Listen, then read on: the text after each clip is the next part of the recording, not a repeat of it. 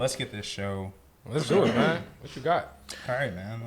Let me pull up. Should we start off with a? Let me pull up my. Our headphones are on, but we're gonna vibe out anyway. Yeah. You play it out loud. Are you gonna play it out loud? Hey, play something Loud? loud if you want. No, I thought you were gonna sing. Oh no. Oh, we're getting straight to it. You You have a go to, beautiful voice. What do you go mean? to the HomePod. Beautiful voice. Give us a little Beautiful chill. voice. Not a I've heard- singing voice. I've heard What it chin? When have you heard me on sing? the podcast. Got him. That's crazy. Got You him. be Yes. listening for real, huh? Duh. Damn. Yeah. What do you mean? No, I just had to it be still to me. It still be like, damn, niggas really listen to us. That's Yeah. crazy. I'm just talking to my friends on Tuesdays. You know, Mine 100 in my hand. I'm not gonna lie to you. Like, I was listening while I was working today. That's crazy. caught up. How we sound? Good. I was in tears, actually. Oh, and That's two. beautiful. You're funnier than you know. That bad. Or maybe you know. I don't know. Oh, like laughing tears. I was Oh, no, like, we damn, which hilarious. episode you listen to? Everyone was real deep. Got emotional. All right. Well, let's get this thing started. This is episode 158 of Music in the Bottle podcast, and we are joined by another powerhouse in the wine industry. Man, born in South Africa, grew up in GR, actually. Sheesh, Hey, crazy. Doja. Moved to New Zealand, spent some time there, then moved to California. Okay. We ain't even got to accolades yet. You just talk about your travels. Really been all over Nuts. the globe. That's nuts. Latest residency being in Austria. Oh my I god. need you to do every intro. God. Jeez, winemaker. Co-founder of the nonprofit Natural Action. Come on. Founder of Cal Poly's BIPOC Scholarship. Come on. Wow. Imbibe 75 Personal Watch. Wine Enthusiast 40 Under 40. I'm probably missing a few accolades. Community partner for Field Blends. Where's And the honest- gunshots? Where's the gunshots? And honestly, Bow, bow. I'm missing a lot, but honestly, someone that really has been a crucial part of my journey into the wine industry. Simonne Mitchelson, welcome to Music on the Bottle podcast. Let's go. 58, it's a long time coming. We've been I trying am to get you on the Yeah. pod for Speechless. Yeah, I mean, Speechless. Thank you. trying to get you on forever. I mean, 157 episodes. What do you mean? Really? I reached out to you to be on the pod. I was like, when are you guys gonna put me Hey, on? you gotta play the role, right? Because Yeah, come on. Yeah, you gotta let Yeah, people but come know, on. like, It's like, that's not the flow. Come on. Listen, I've been a big fan, and I am so honored to even be here. So thank you for having me Yes. to talk about the things going on. And I'm glad that you're capturing me blushing. I can't even. I'm not good at taking compliments, and just hearing you roll off, that was the best. That's awesome. I love it. You are super dope, and again, like I said, a big part of like everything that I've done, like just through DMs. I was telling Daryl pre-pod, one of my recs for Wine Unify, and started with that, helping me just like have confidence doing like the Som Select takeover, and just multiple times through DMs without even meeting me like physically in real life, just to have that support has been. It means the world, so I appreciate you. Oh my I'm happy God. to have Damn, you. boy, you We're gonna start this podcast with me crying. I ain't never seen you get Flowers. emotional like that on the pod. I know. I ain't never seen you. love it. Dang, that was a lot. I love that. And Seriously. you bodied all of it. Thank you. And Thank I mean, the same to see someone from like my hometown doing everything that you're doing and getting recognition like across the country. And even like the bravery that it takes to move out to California and take a pause from your life here to pursue. Yeah. I mean, harvest is really a dream for a lot of people. And just to get a foot in the wine industry, which is a daunting thing that doesn't have a lot of people of Yeah. color already. Yeah. So for you to do that, like, not just me, you've not just inspired me, but so many people. So I appreciate you. Thank you. Cheers. And touching on harvest, you, That might have been the most beautiful moment on this podcast. That's what I'm saying. Like, Not kidding. authenticity. And we're not gonna. I really thought we I were know. going to get one tear out of you. I was waiting. I'm Yeah. like looking in the It's like- camera. I know. like, give me It's one. sitting behind my Yeah. eyes right now. You Give hear me my voice one. cracking. For sure. Sorry. I can't And be then the Jamal person tries to to. He just jumps into harvest like that. I don't want to jump Y'all just think there. we're all Yeah, doing for something. sure. This is love. This is love. So this is 100% love. this was amazing. Wow. Very happy to be a part of this. Thank you so much for coming to the pod. To see Jamel get there, I mean, to be honest with you, to watch all of this play out is amazing. So here we are, Jamal. You can go back into harvest. Thank you guys. Yeah, let's just get into like your journey. Like obviously, listened to your story. I've heard your story through podcasts, through interviews. Moved to New Zealand. That's was your first kind of introduction into what we get to kind of like enjoy now on a daily and with careers. But just touch on your journey into the industry a little bit. Yeah, for sure. I don't think I've ever told anyone how I really made it to New Zealand, which I just painted like a very soft picture. But really, like, I grew up in Grand Rapids, southeast side, and I was kind of like, I don't know. I don't think that I've ever done things a very traditional way. And my parents kind of had a hard time understanding me. And in high school, like junior and senior year, I started smoking a lot of pot too, and was just not the kid that they really understood. So my dad was like, maybe you should go live with your aunt in New Zealand for a year. And that's really how I ended up there. Crazy. My family immigrated from South Africa to Kalamazoo originally because my mother got a job as a physical therapist. And she was the first woman to graduate from her university in South Africa with 3 of her best friends. Wow. In physical therapy. So already a badass, opened up Hope Rehabilitation with a few other physical therapists. It's That's nuts. on Yeah. the Beltline, and it's now grown to be this ridiculous Yeah. program. Sheesh. And that's how we ended up in Grand Rapids, but all of our family was still in South Africa. On the west and east coast, my mom's from Cape Town, my father's from Durban, and there was mad immigration from South Africa in the early 90s when the apartheid ended. So a lot of his brothers and sisters moved to Australia, and a sister and brother moved to New Zealand, and my mom and dad were the only ones that moved to America on both sides of our family. Okay. So we were the only ones here. And because he thought, like, my Auntie Barbara, bless him, could, like, give me a little bit of structure and discipline, I go to university out there and, like, find myself, which I did. I just found myself in a really different way, not really a way that I was expecting, because I started studying physical therapy like my mom. And then I started working part-time in like fine dining restaurants, MasterChef New Zealand. I had no idea what I was doing. Are we allowed to swear on this podcast? No. Okay, Yeah. cool. Hell yeah, the I was fuck? doing. You better, We swear you better fucking cuss on this shit, nigga. we swear the fuck away on this podcast. God damn What kind it. of fucking question is that, God Oh, guys? damn no it. beeps. It's Yeah. okay. So- Everything stays in. It's all good. No YouTube algorithms on this one, so we're good. Yeah, there's not a single payout. Yeah. Nah. Well, I started working in these restaurants and just got really incredible exposure to an international wine list. We were doing wine trainings like every other week with mostly Australian and New Zealand winemakers. And I was still studying part-time. Ended up just kind of moving up in the management train. It was also a crazy time to start working in hospitality in New Zealand because it was Rugby World Cup. It was 2011. Yep. The All Blacks won that World Cup, so New Zealand was going crazy. We were full every night. The Prime Minister came to dine with us. The rugby teams came to dine with us. Gordon Ramsay came to dine with us. Like, just, there was royalty in there. And it just, I don't have a better word. Like, it just was such an intoxicating atmosphere all the time. And my family, like, we grew up here. I grew up here. Like, the fanciest restaurant I went to was, like, Olive Garden. Yeah. So this was just a huge culture shock, and I had to learn pretty quickly about wine. I was 18, like fresh 18, like a week 18 years old when I started that job. Damn.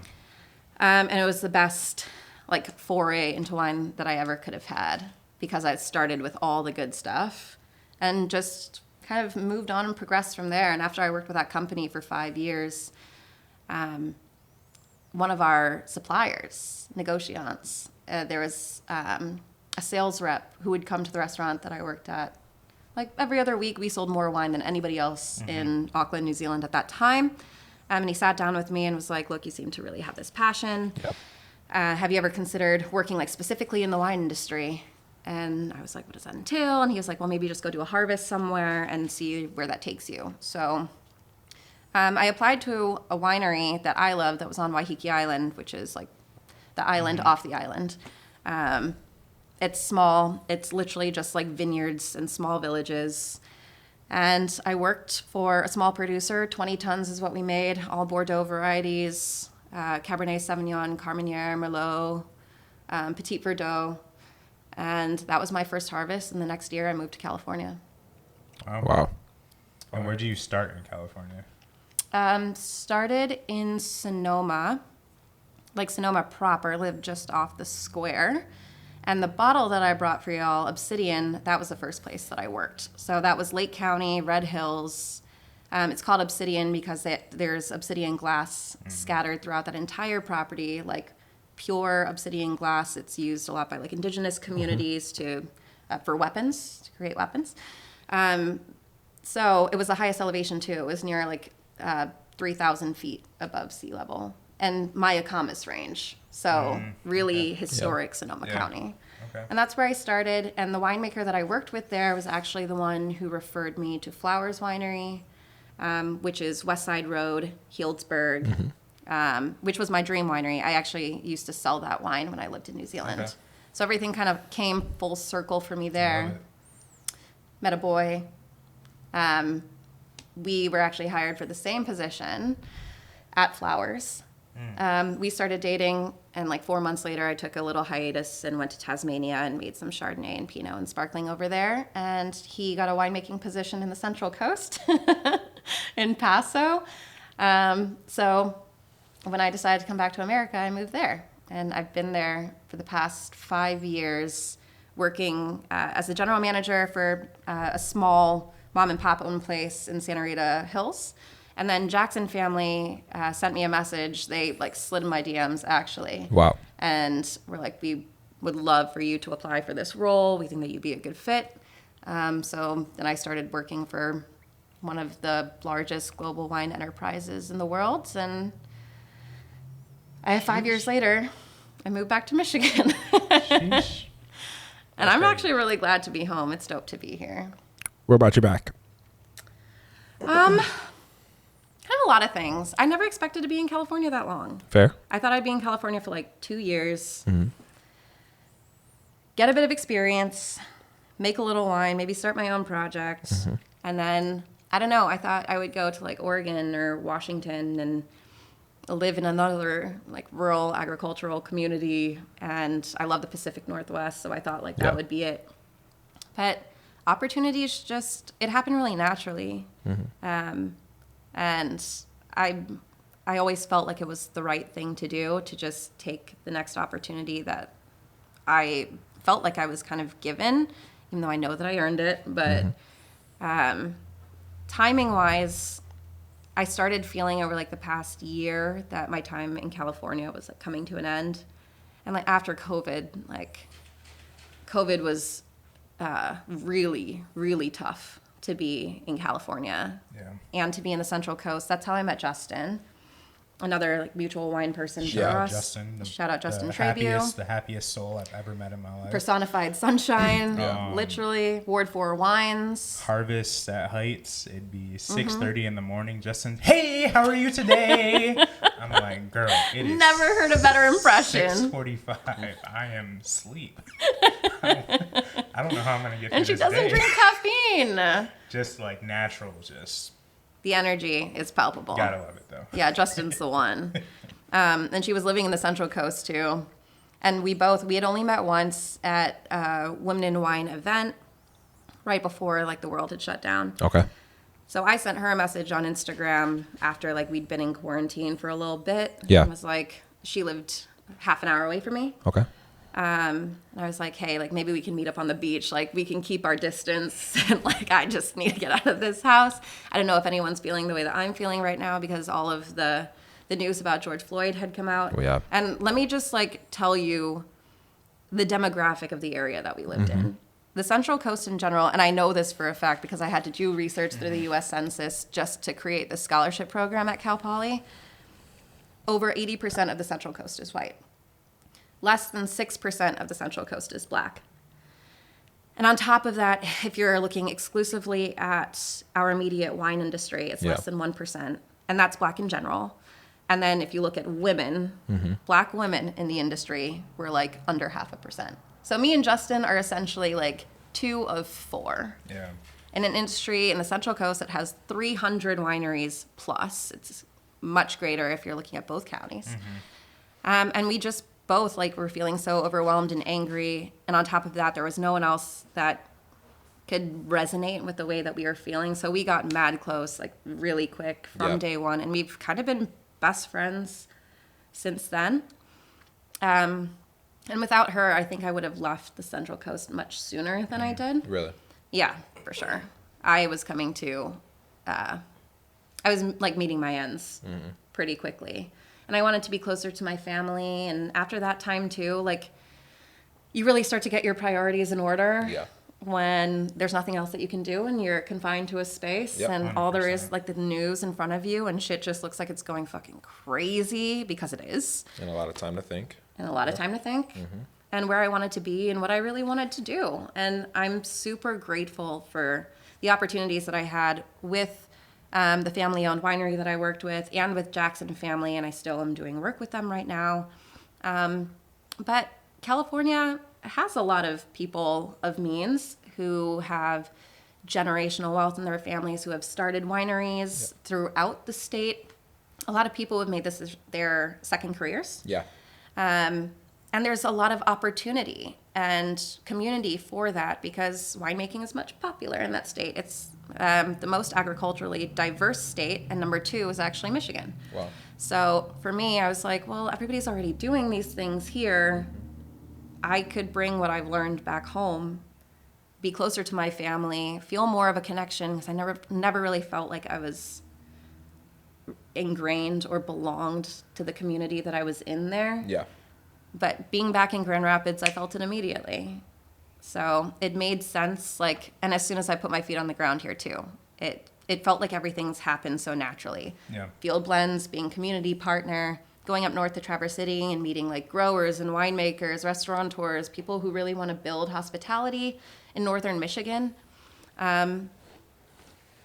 It's all happened so organically, and people are hungry for it here. Like we know that Michigan is it in a lot of ways. So it's cool to feel that energy and the momentum building here right now. Yeah, I love that. I kind of had the same like experience. Like, obviously, going out to California was the best experience that I could have had to kickstart my career. But I was working at Modalis prior to going out to California, and there was something about the juice that we tasted when we did the interview with Andrew, and I was like, oh, this is a little bit different than the Michigan wines that I've had.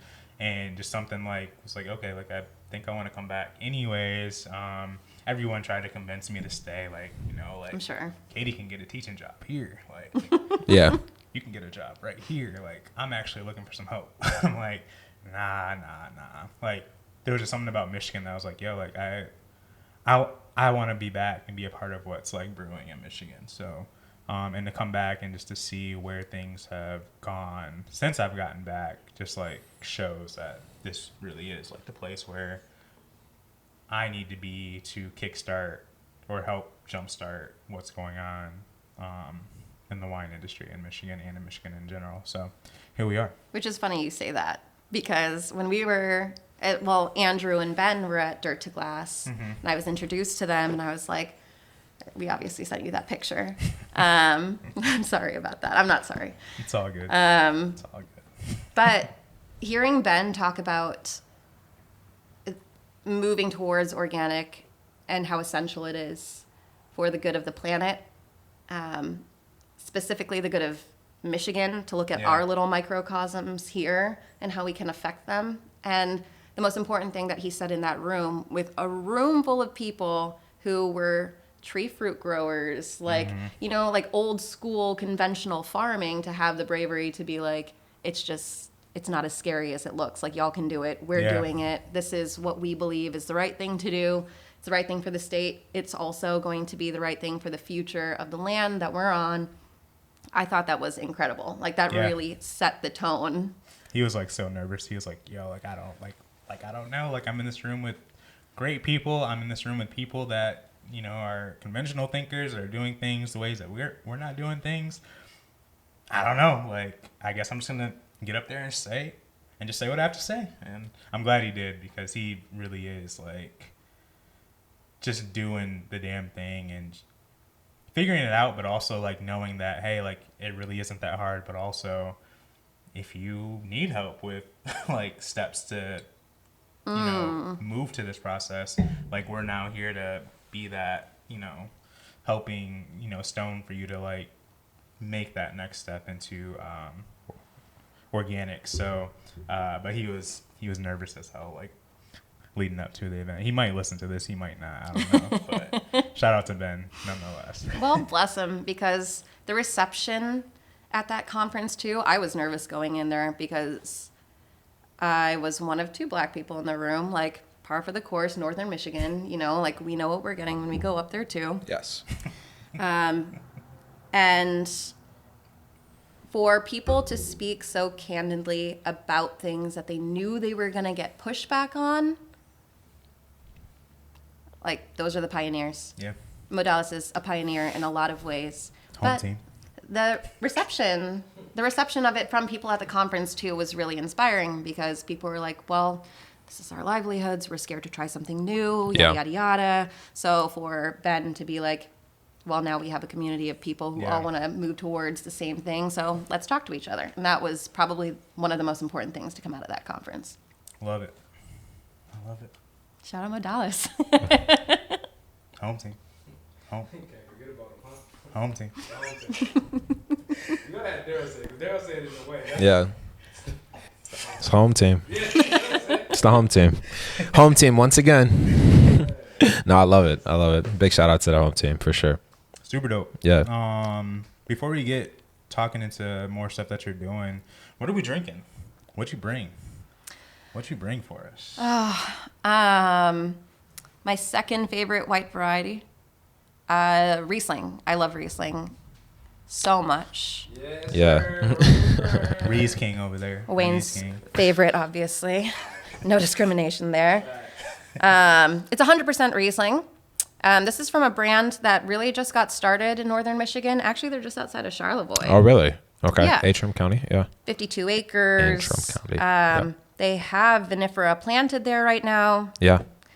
But they are really the ones who are championing hybrids. They believe in hybrids. That's what they've planted part of their property to, which is really dope to see, because I would love to see Michigan embrace hybrids in a bigger way. That's something that we can really thrive at. And obviously, like, Michigan has proved that it can grow vinifera, and hybrids just, I don't believe, have really had their day. So Folklore is a husband and wife team, Isa and Derek, they have been such massive components to the Field Blends program. They've given us so many connections, but this is like their second careers too. Okay. Derek was a dairy farmer in the Thumb. His family had dairy farms, and that's what he grew up on. Isa was a grant writer, still is a grant writer, and she's brilliant. Like, both of them are incredibly sweet, generous people, who are also fantastic winemakers, and they make cider, and they have orchards on their property as well. But it's like brand new that they're going to be making estate wines. And these two were actually gifted to me, the 2020 and 2021 Riesling from Antrim County from Isa. And she said that we 100% had to try them next to each other. So, Daryl, your glass is empty. Yeah, I was actually waiting to... For me to pour? No, No, I got you don't you. have to pour. I would but like to. I wanted to make sure. Oh, thank you so much. I appreciate We're it. about hospitality over here. Yeah, wow, we're good. You want me to hold? You good? Yeah. Nope. Truthfully, I'm tired. Thank you. You're welcome. Appreciate it. I love it. I'm definitely You excited want to me to get grab it now? into the Rieslings as well. And again, you just kind of just spoke on this, like, kind of like a new player in the industry, obviously doing cool For sure. things, championing hybrids. I think I agree too. I just got back from Two Up Wine Down in Virginia. Yeah. And like, they really embrace hybrids there. Like, I tried so many hybrid grapes. Oh, you went to Two Up, Two Down. I did. It was a great time. Shout out to my guy Reggie out there, and everyone in Virginia that's killing it. Got to meet some cool people for the first time. Shout out Lance. But yeah, we grew up at All Blanc at Modalis, and just to see people just say, hey, yeah, we're using these grapes. We're playing around with Chardonnay, we're playing around with Noré and this, that, and the other. And I'm like, I love it. Like, I love it. And I told Ben, actually, I was like, hey, like, they're doing some great things with hybrids. And I think, you know, we can kind of like, yes, we have a couple that we grow, I think we found uses for Vidal Blanc, but also just being happy that we're using Vidal Blanc. But yeah, super cool. Home team as well. I got the 2023 Nouveau from Modalis. We just bottled this about 2 weeks ago. Just labeled it today. 10 days carbonic maceration, native fermented, no added sulfites. Shout out to Alejandra Rivero, who did the label artwork for this one. 100% Zweigelt, which is Austria's mostly planted red grape. Yeah. Correct? Okay. So yeah, we're rocking with the Nouveau. This ain't even out yet, so but by the time y'all listen to this, it'll be out. But I got the first bottle on the podcast. But I love it. I'm looking forward to trying it Me too. as well. Yeah, I got everybody. I got y'all. it's 2 different wines right now. I got y'all. Yes. What do you think? Blown away. So I was expecting the same thing second time around, but that was a miscommunication on my part. So 2022, 21 and 20. That makes sense. Yeah. Lovely. Sensational. Can I I get think- a little bit of that 2020? Yeah. That's a 21. I think the 21 is a little bit more savory than I was anticipating. Okay. Sorry, I Got just it? want to see the front of the label. You want me to give you a little That's rinse? crazy. Oh yes, please. Same label, right? Yeah. Okay, so the 2021 is aged on the lees for 9 months. And lees are suspended yeast cells. For those of us who have maybe never heard that word before. Yep, that's me, for sure. Got I you. was lost. Said yeast, what is okay. Jesus. You know what I'm saying? Jesus. Aged on the yeezus, yes.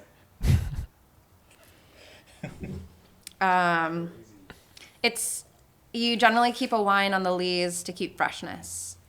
If you stir the suspended yeast cells, it adds texture to it. They have like this creamy kind of nature. So you usually do that with Chardonnay. Oh, I was about to say that too, because you know Chardonnays be kind of 100%. Okay. You already know. Yeah. All right. And people do My it with Riesling knowledge. too. Okay. Got it. But keeping it just like this at the bottom, everything on top, they probably minimize ullage, the airspace in between the top of the barrel and the wine. Keeps it really fresh. This is really dry. The acidity is really nice. It's not like Riesling has a tendency to be really over acidic grape, which I personally really like. But this is just, I mean, it's fresh. It's really crisp. Yeah, the 2020 is nice too. Yeah. I mean, the label says bright acidity, and it really is very vibrant. But still very fruit forward, definitely on the drier end. But like I said, you're getting a lot of those fruit notes. Lemon, you know, some of the apple kind of shining. A little bit of texture, a little bit of body, but still like on the lighter end. But like I said, I think that like the mouthfeel is very fulfilling. So it almost feels more so medium body to me. But I'm excited to get into the 2021 at some point. Yeah. But the 2020 is very nice. Okay, W set. Big dose. Go off, sir. You said it's fulfilling. That's a great, I just be trying to help descriptor. people. I just be trying to help the people out there. We just trying to make wine more accessible over here at MITB. Yeah. Listen. Make it the whole experience. Oh man, we're gonna break here for a minute, Yeah. and then we're gonna get back into some field blends. We're gonna get back into some other stuff that you're doing, but we're gonna take a quick break. Let's do it. Do you think you're more quiet with headphones on or headphones off? I am. It's tough because I'm like I'm like this right now. Yeah. Like, what am I doing? I think I'm quiet. I've been trying to talk well so I don't peek. Just in general. Like, do y'all walk around the house with your headphones on? No. No, So That's why you have speakers. So you do that. I do. I like my headphones in around the house. Like your AirPods? Yeah. What are you listening to?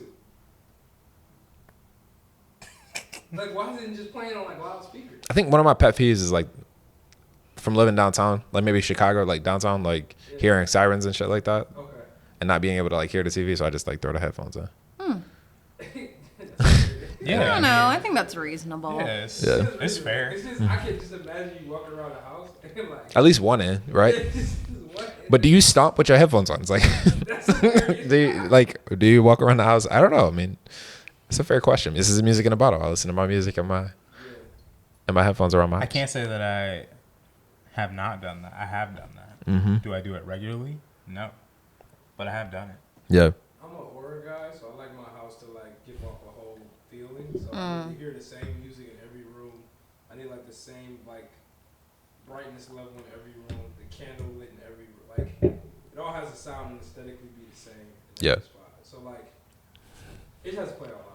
I gotta hear everything out loud. That's my purpose. Okay. First question: how many rooms are in your house? I have 3 bedrooms. Okay, damn. I have just come from California where like my place is average like 300 to 400 square feet. Oh, that's kind of crazy. Yeah, except for the last place that I lived, which was about 1,000 square feet. So dramatic change. But I like speakers. I want it to be all throughout the house. Yes.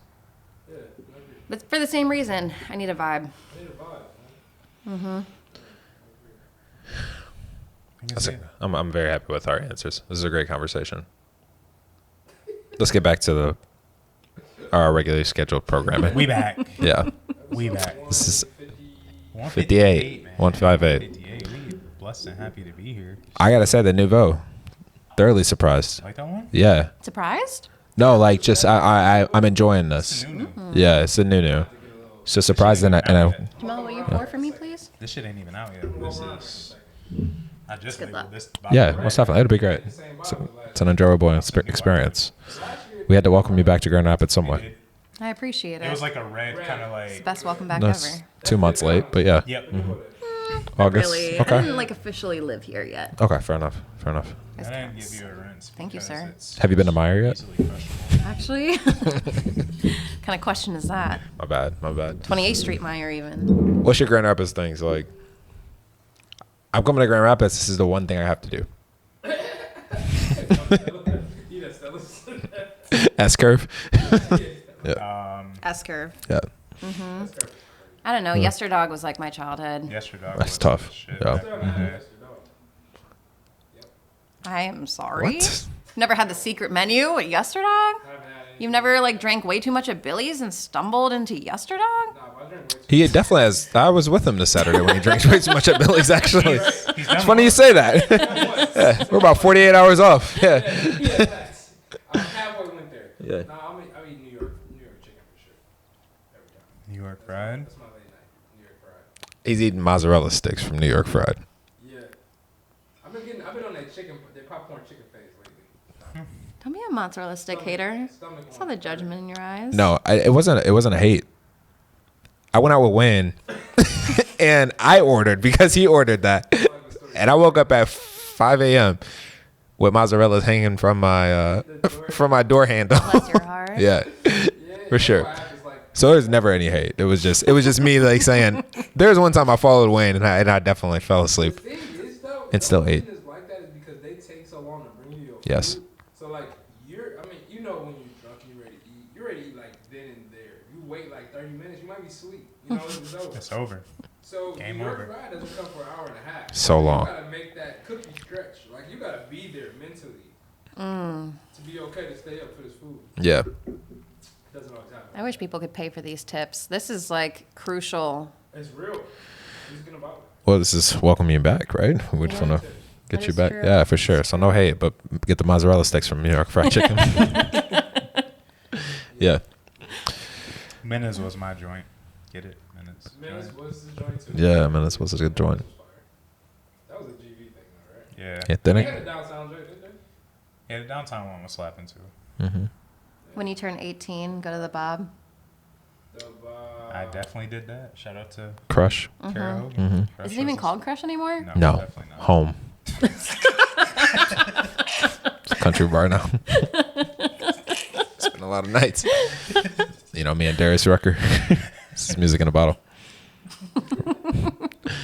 Flats. Me and Roscoe Flats. You know.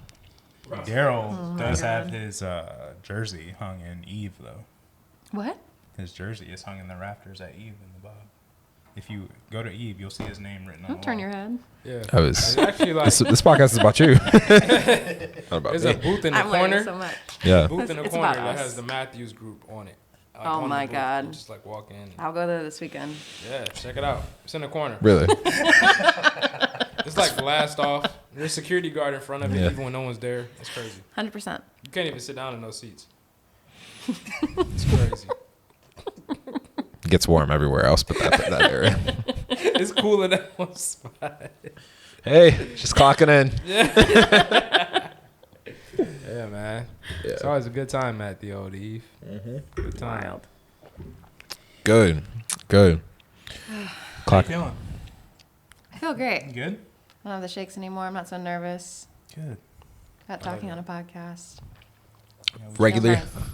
This is our new host. I love it. That's cool. I just set up 3 chairs, man. Leave me alone. That works for me.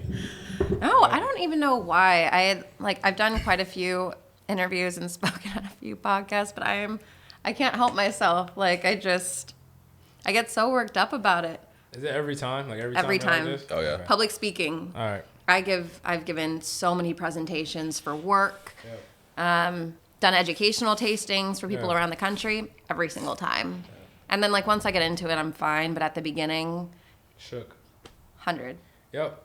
So we're not special, y'all. It's not us. It's just Yeah, have they I'm all really been in person? intimidated by the 3 of you. Oh. And How could you? now I've had enough wine that can relax. Okay. Let's be one of the Fair. I boys. love it. This Yeah, is that's great. Fair. Yeah. Yeah. Fair. We've melted. I love it. So you're good. You're good. Yeah. So you got some Great. news.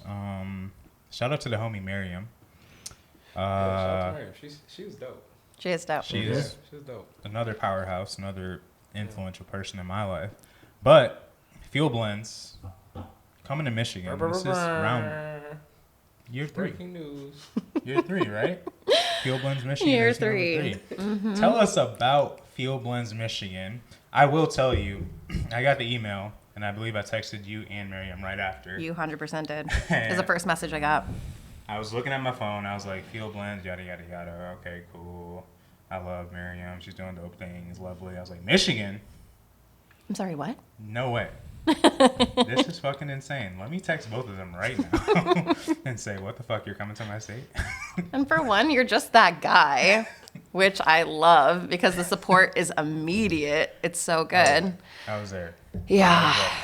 Yeah, the love was palpable.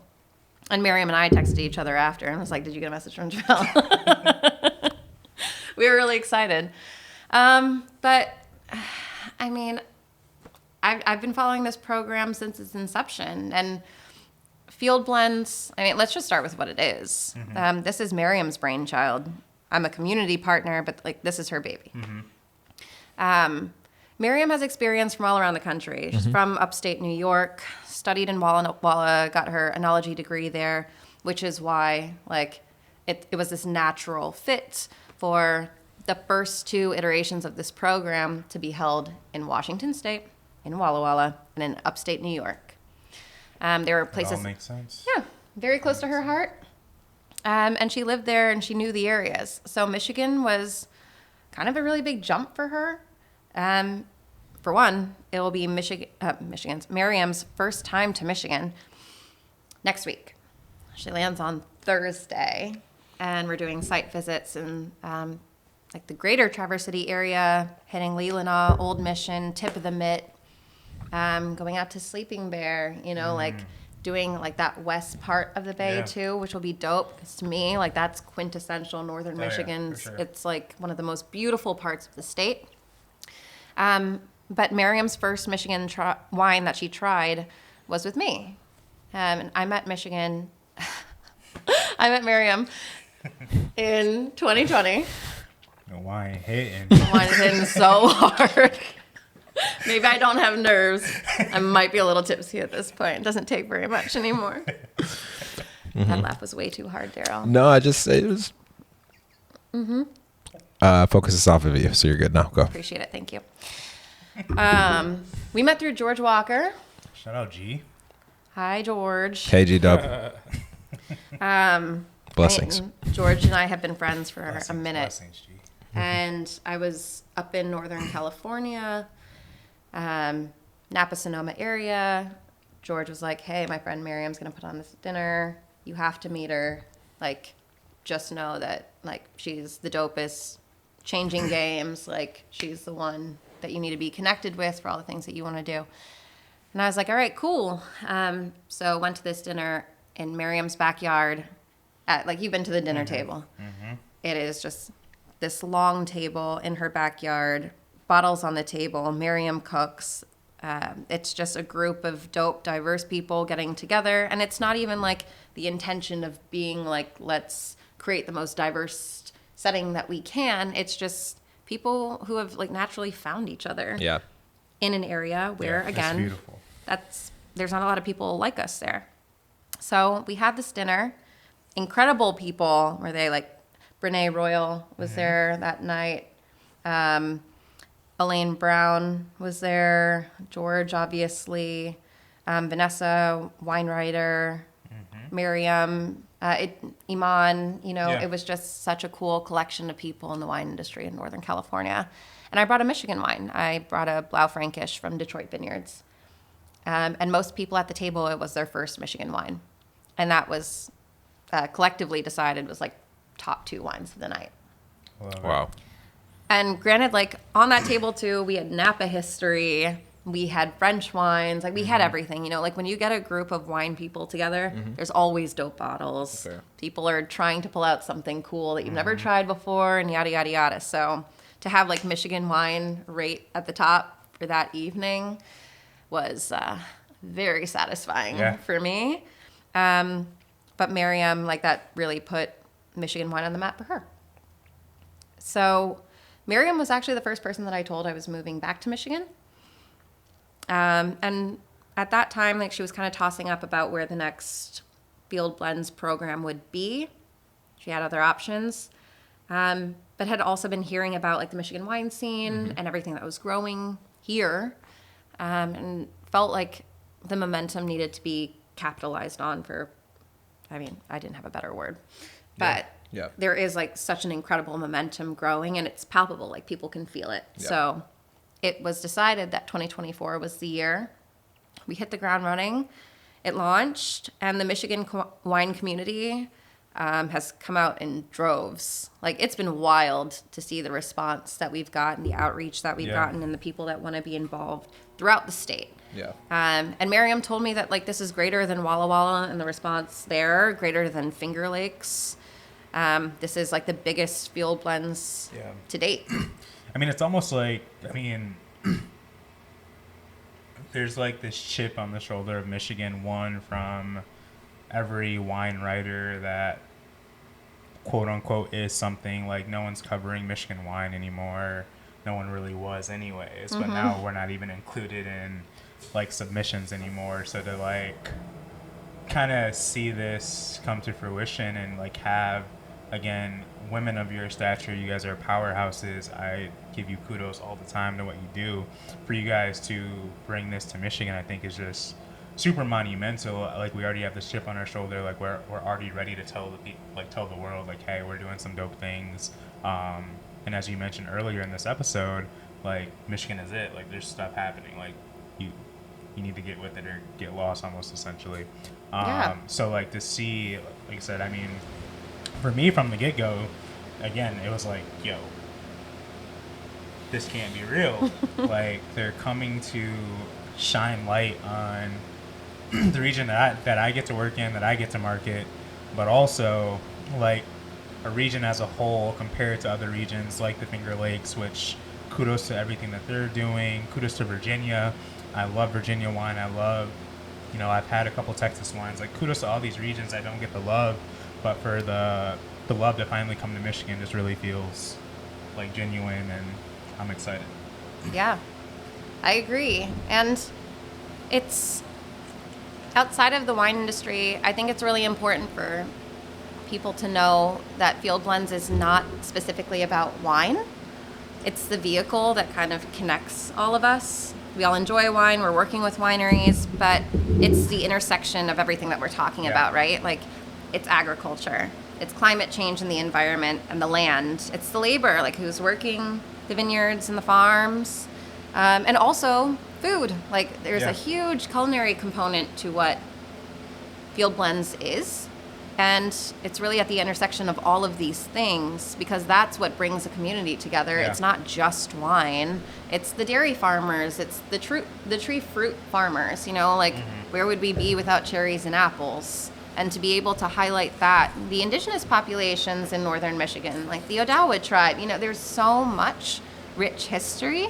That's really what we want to uncover with Field Blends.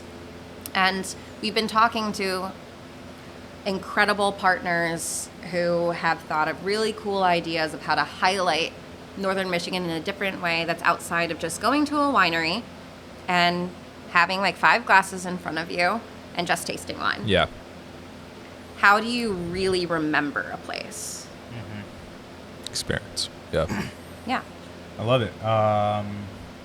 Tell the people what the dates are for Field Blends and what they need to Absolutely. what they need to know. Yeah, Like, so where do they find more info?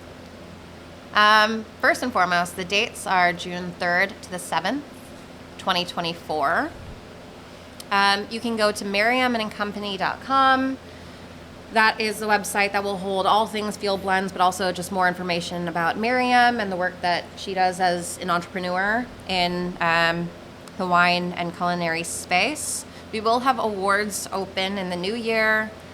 So, as I mentioned, that this will be like the biggest Field Blends program that's ever existed to this point. We're increasing the amount of awards that will be opened as well. So there's a range of criteria. We do want to be able to highlight and offer these awards specifically to people in underrepresented groups. That is also a very key focus of what this program is. But I think as we talked about like labor, land, agriculture, and having that sit at the intersection, it's important to remember as well for businesses that want to be involved that we're talking about future wine buyers. We're talking about future collectors. We're talking about people who are running programs. We're talking about people who want to be a part of this industry overall, instead of just thinking about it as like a wine immersion trip and people are coming to drink wine and have a good time. Correct. Like, this is educational. It is an immersion program. They'll be learning about Michigan, bringing visibility and awareness to what Northern Michigan is really doing in this space and how Northern Michigan is contributing to the wine industry domestically and internationally, honestly. It's a really big tone that's being set. June 3rd through the 7th. June 3rd through 7th. June 3rd through the 7th, you can count me available all days. All days. My birthday is the 8th, but you know, you can still count me available. After all party day. for Jamal, yeah. Maybe. I might be on a plane somewhere on the 8th. But Yeah. I would love that for you. Please fly out of TBC. Go. But no, that is super dope. I'm excited to see, you know, obviously we've all been in conversations in one way, shape, or another. I'm just super excited to see where it goes. Obviously excited to see what happens next weekend when she's here and we all get to gather. But again, it's just super dope. I've been following the program as long as everyone else that's been following Field Blends, and just to see the growth of the program itself. Again, kudos to Miriam and everyone that she's worked with. And it just seems like just this authentic thing that has come together and everyone is just on board with it. So again, the growth has been tremendous, and like I said, I'm ready to be a part of it and help in whatever way that I can. Obviously the podcast is here for you guys as well, and whatever way we can help. But yeah, it's just super dope to see, and I am thoroughly excited that Field Blends is coming to Michigan. Super dope. Super dope. Wow.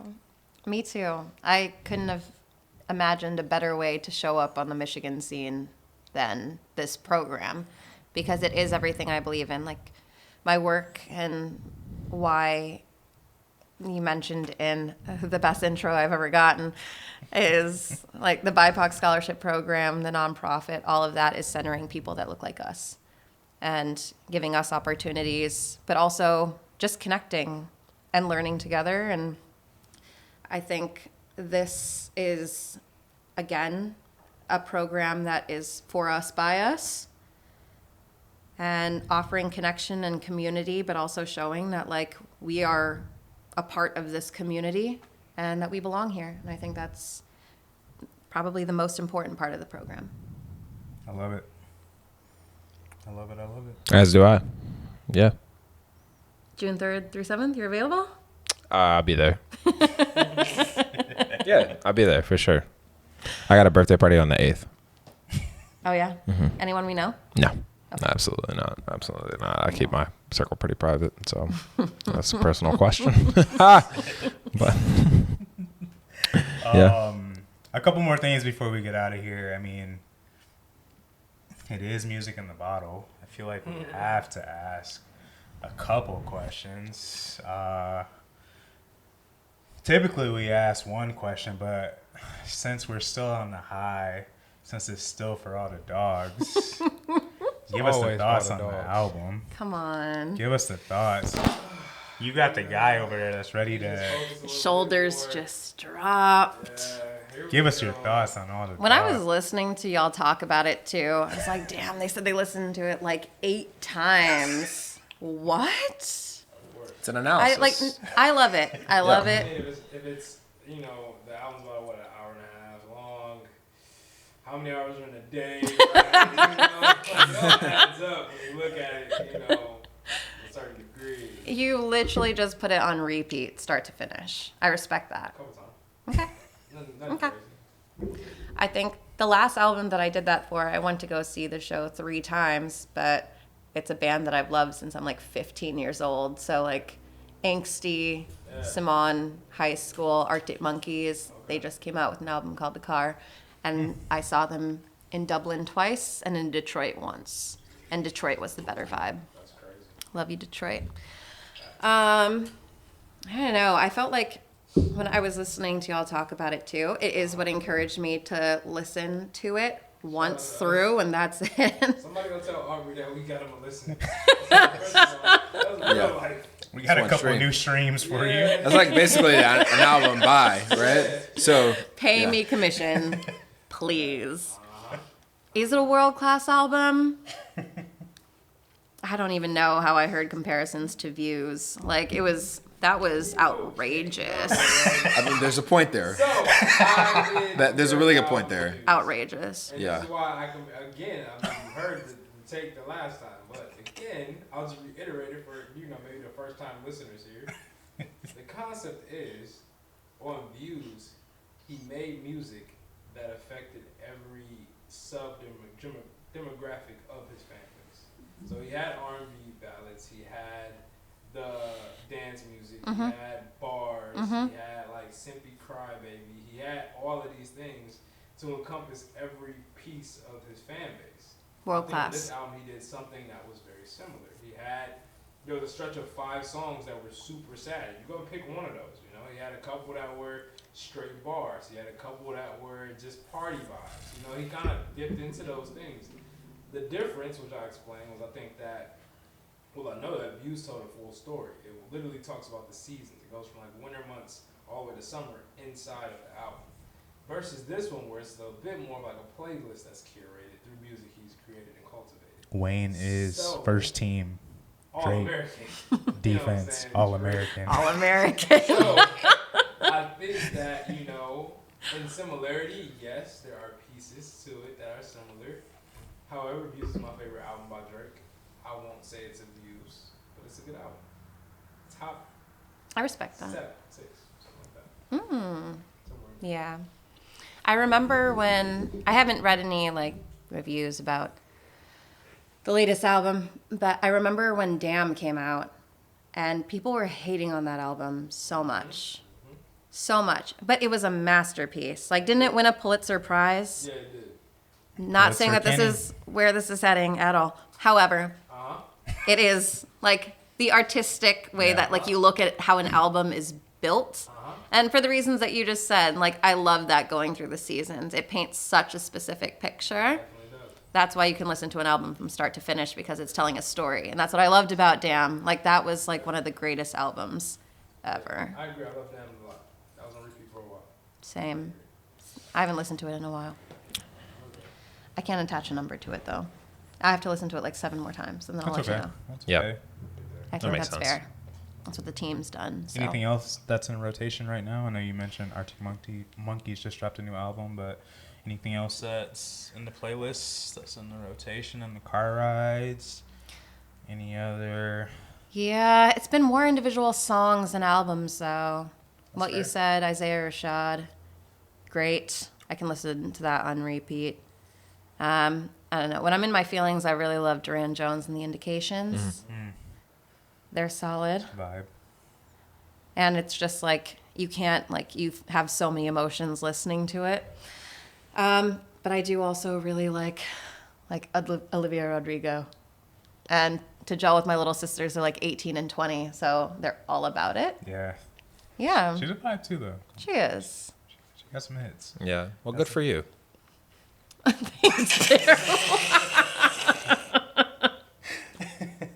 was a bar. Appreciate it. No, Olivia Rodrigo. I caught it. Okay, perfect. Got it. This is Music in a Bottle podcast, episode 158. 158. Before we get out of here completely, let's let's No, you look happy and healthy. So let's touch on these comparisons. 2020 to the 2021 vintage. Thoughts on the Riesling. Sir? You want me to go? oh, it's you first. Guest. Oh, Yeah. I'll take it. Yeah, most definitely. I like them both for different reasons. I was surprised that the 2020 seemed to be like more full and more juicy, and like you mentioned it earlier, but like the bright acidity, it really kept such strict balance to the wine overall. And the 2021 felt very like savory and lean, like it had layers, and you're coming back to taste something new every time. I thought that was really dope, because usually you'd anticipate that from a younger wine. But yeah, I would drink them both on their own, but they could probably pair with a lot of different food. Yeah, I mean, you kind of touched on it. They were both good for different reasons. I would lean more so towards the 2020. I think that's what I wanted to taste tonight. More of that bright, fresh, crisp Yeah. Riesling. The 2021 just felt a little bit more, again, the Lees, just a little bit more creamier, a little bit more almost soft compared to the brightness that the 2020 had. But again, both good for different reasons, but the 2020 is what favored my palate tonight. I can't get the good for you comment out of my head. It's replaying. I prefer the 2021. I enjoyed the softer piece. The Nouveau for me was amazing as well. The 2020, I prefer the 2021. Yeah, let's go with it. 2021. Both were great. Yeah. Yeah. No, that 23 Nouveau is delicious. Yeah, the 2023 Lake Nouveau. Michigan Shore, damn. Yeah, 100% Zweigelt. Again, 10 days carbonic maceration, so stuck in a tank under CO2. Grapes end up bursting at some point in there. The juices start flowing, and then you take those out, and then you press all that stuff, and then you get this kind of fun, juicy red wine in short terms. But again, a grape that I've only had as a blend potentially, so to have it like full, like obviously this is a different style of making Zweigelt, but still just a super fun introduction to the grape for me. Really enjoyed it. I'm excited for people to try it, excited for it to get in the market. But yeah, this was a really good wine. So shout out to Andrew and Caleb for what they did for this one. Big shot. It's 158. We out here. We out.